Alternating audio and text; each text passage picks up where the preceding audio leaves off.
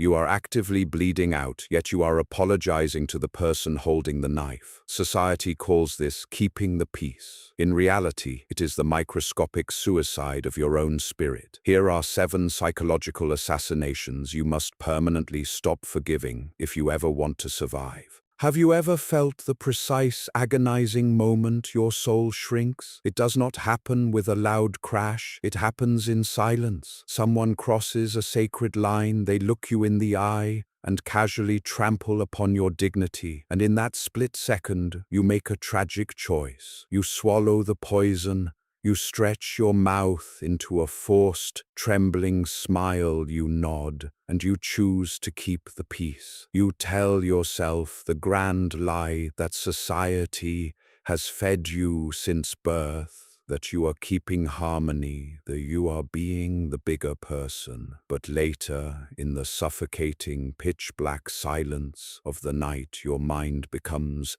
a torture chamber. Your blood boils with unexpressed rage, the sting of their disrespect echoing endlessly against the walls of your skull. You are paralyzed, held hostage by the terrifying fear of being labeled difficult, petty, or unforgiving. For years I wandered blindly through this very same darkness, chained to the dangerous illusion that unconditional forgiveness is the ultimate badge of a good, virtuous heart, a gift that must be bled out even for those who hold the knife. I am here to tell you that this is a devastating myth designed to keep you compliant and weak. Myth Eryndor warmly welcomes you. If you are ready to reclaim your power and shatter the illusions holding you back, please subscribe to our channel to support us and fuel our journey in bringing you more profound, life-altering truths. Now let us look through the unflinching, almost terrifying lens of the philosopher Friedrich Nietzsche. When we apply his gaze to our lives, this romanticized narrative of endless pardons shatters into 1,000 jagged pieces. Nietzsche forces us to confront a truth so deeply uncomfortable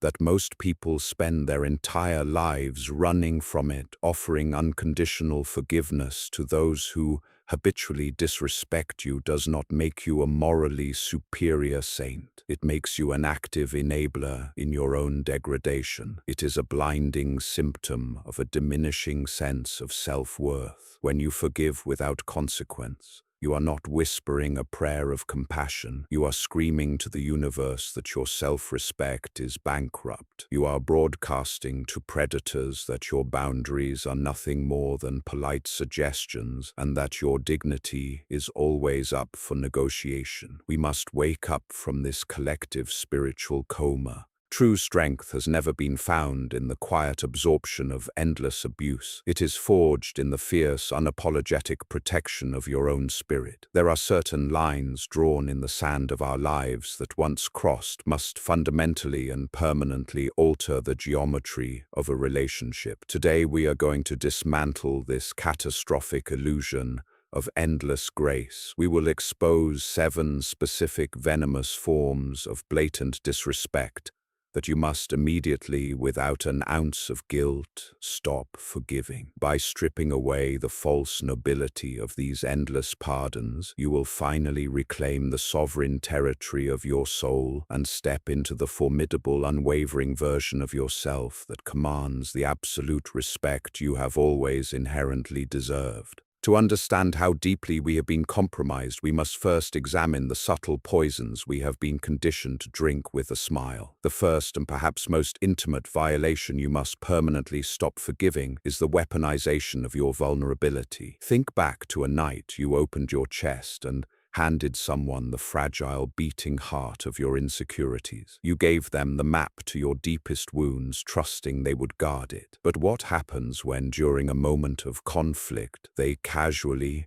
pull that exact vulnerability out like a loaded gun. They aim it at your weakest point to win an argument, to break your stance, to watch you crumble. We often forgive this. We tell ourselves they were just angry, that people say things they do not mean when they see red. This is a devastating lie. Anger strips away the social mask. It does not invent new information. It merely uses what was already stored in their arsenal. When someone uses your sacred confessions as ammunition, they are showing you that your pain is nothing but leverage to them. Closely following this is the second unforgivable offense, the persistent, patronizing belittling of your ambition and evolution. As you try to climb out of the metaphorical valley, as you strive for a life of greater depth, purpose, and self-mastery, you will encounter those who feel deeply threatened by your ascent. They do not attack your goals directly. They do it with a smirk, a passive-aggressive comment, a cynical rolling of the eyes. They disguise their resentment as realism, telling you to be practical. But their true objective is to clip your wings. They want to keep you safely tethered to the ground so they do not have to confront their own mediocrity. Forgiving this subtle sabotage is a betrayal of your own potential. Every time you shrink yourself, every time you laugh along with their mockery of your dreams to avoid making them uncomfortable, you are committing a microscopic suicide of your own spirit. Your life force is not meant to be diluted to make others feel secure in their stagnation. True companions fan the flames of your becoming. They do not pour water on your sparks and call it a favor. To forgive the deliberate dampening of your fire is to agree to live in the freezing dark. This insidious devaluation of our worth naturally spills over into the very architecture of our daily interactions, eroding the walls we build to keep ourselves safe. The third form of disrespect that demands your immediate, unapologetic intolerance is the habitual, calculated violation of your boundaries. I am not speaking of a singular, clumsy mistake made in ignorance. I am speaking of the predator's testing ground. You draw a line in the sand, clear and unmistakable, and they step just 1 inch over it. You forgive it, rationalizing that it was just a minor infraction. But this is the fatal error. To them, that single inch was a recon mission. By offering grace for that small trespass, you have just given them the blueprints to conquer your entire territory. Boundaries are not preferences. They are the immune system of your psychological health. When someone repeatedly forgets your limits, they are not being forgetful. They are measuring exactly how much of your dignity you are willing to sacrifice for the meager reward of their presence. Tethered to this boundary erosion is the fourth profoundly toxic manifestation of disrespect, the absolute refusal of accountability, most commonly deployed as gaslighting. When you finally gather the courage to confront them about their behavior, the narrative instantly twists. Suddenly, their actions are not the problem. Your reaction to their actions is the problem. You are told that you are too sensitive, that you are remembering it wrong, that you are imagining malice where there is none. This is not merely a failure to apologize. It is a violent assault on your perception of reality. Nietzsche warned us about the danger of letting others dictate our truth. When you forgive someone who chronically denies the reality of their own abuse, you are essentially handing over the keys to your sanity. You begin to doubt your own memories, your own feelings, and your own moral compass. You apologize for being hurt by the knife they plunged into your back. Forgiving a reality thief does not bring them closer to the light. It simply pulls you deeper into their labyrinth of deception, where you will wander lost and increasingly hollow until you decide to aggressively reclaim your own mind. Once your reality has been thoroughly destabilized, the disrespect mutates into a public spectacle and a rigged economy of affection. The fifth form of venomous disrespect is public humiliation, meticulously disguised as humor. You know the exact scenario. You are in a group of friends, family, or colleagues, and someone delivers a cutting, deeply personal insult aimed directly at your insecurities. When the crowd reacts, or when your face flushes with entirely justified embarrassment, the perpetrator instantly hides behind the coward's ultimate shield, claiming they were just joking and accusing you of lacking a sense of humor. This is an act of social assassination. It is a deliberate power play designed to elevate their status by using you as a stepping stone, all while trapping you in a psychological double bind. If you defend yourself, you are branded as difficult and fragile. If you stay silent and force a laugh, you swallow shards of glass. A joke that relies on the degradation of your spirit is not comedy. It is a declaration of war, and by forgiving it, you signal to the tribe that you are a willing scapegoat. Equally devastating is the sixth offense, the conditional, transactional nature of their loyalty. There are people who only love you when you are convenient, when you are silently carrying their burdens, or when you are actively suffering alongside them. Their affection is a coin, dispensed only when you insert the right amount of compliance into their machine. The moment you require genuine support, the moment you are no longer useful to their immediate needs, or worse, the moment you begin to succeed and outshine them, their warmth evaporates into thin air. You are met with coldness, unexplained absence, or outright disdain. Forgiving fair-weather loyalty is a profound insult to your inherent worth. You are not a utility. You are not an appliance meant to be unplugged and shoved into a closet when you cease to be of service. Accepting this transactional affection starves your soul,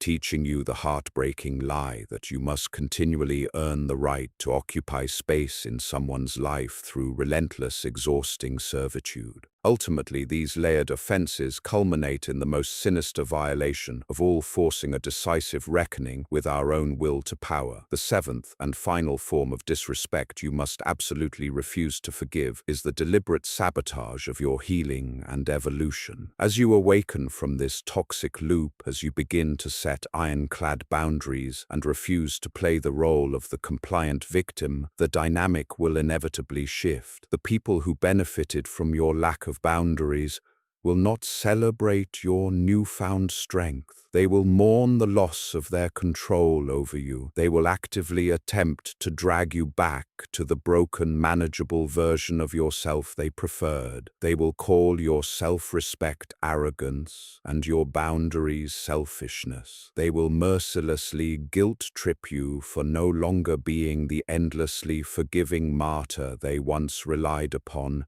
to absorb their darkness. This is where your philosophical awakening must be absolute. To forgive their attempts to sabotage your growth is to choose spiritual death over the painful, magnificent birth of your highest self. The creation of the authentic self requires destruction. You must ruthlessly destroy the bridges that connect you to those who require you to be small. Stepping out of the illusion of endless forgiveness is terrifying because it guarantees you will lose people. You will face the howling, lonely winds of the mountain peak. But in that fierce solitude, you will find something infinitely more valuable than the fake, fragile peace you used to keep. You will find yourself. You will discover a sovereign, untamed strength that no longer begs for basic human decency. You are not a sanctuary for emotional vampires, nor are you a rehabilitation center for those who refuse to heal themselves. And by permanently closing the door on these 7 forms of disrespect,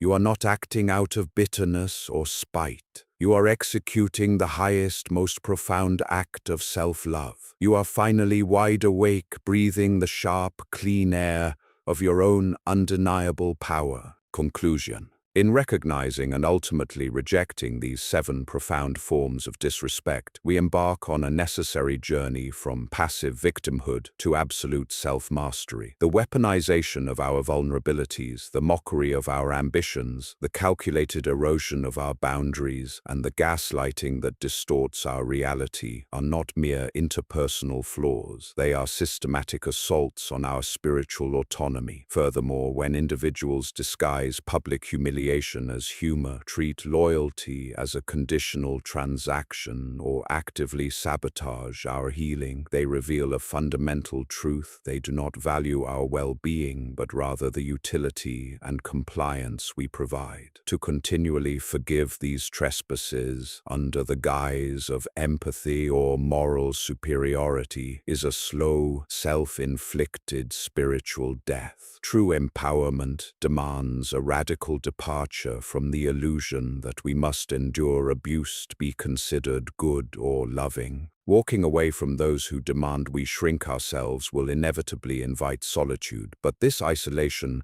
is the fertile ground where our highest, most authentic self takes root. By definitively closing the door on these toxic dynamics, we are not acting out of resentment. Instead, we are executing a profound declaration of independence. We reclaim our psychological territory, refuse to be sanctuaries for those who drain our life force, and step firmly into a life defined by unapologetic strength, clarity, and uncompromising self-respect. Profound lesson. Empathy and endless forgiveness are beautiful virtues, but when blindly applied to those who repeatedly violate your core being, they become weapons of self-destruction. The ultimate lesson is that you are the sole architect and guardian of your psychological sanctuary. Tolerating chronic disrespect does not make you a martyr or a saint. It makes you a volunteer in your own suffering. True inner peace is not achieved by keeping everyone around you happy. It is achieved through the courage to subtract toxic elements from your life. Your evolution is fundamentally tied to your willingness to disappoint others in order to remain fiercely loyal to yourself. Application in daily life. Observe the conflict test. Pay strict attention to how people treat you when they are angry. If they weaponize a secret you shared in confidence,